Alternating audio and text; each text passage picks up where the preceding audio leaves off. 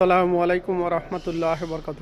সম্মানিত পেশাদার গাড়ির চালকগণ এবং লঞ্চ চালকগণ, আপনাদের সবার কাছে বিনয়ের সাথে অনুরোধ করি, এই শীতের সিজনে কুয়াশা পড়ে, ঘন ঘন কুয়াশা পড়ে। কুয়াশার মধ্যে গাড়ি এবং লঞ্চ সাবধানতা অবলম্বন করে চালাবেন। একটি সড়ক দুর্ঘটনা হতে পারে সারা জীবনের কান্না। একটি দুর্ঘটনা ঘটলে মহান আল্লাহ তাআলা এবং যার যার গর্ভধারিণী মা ছাড়া আপন কেউ থাকবে না পাশে।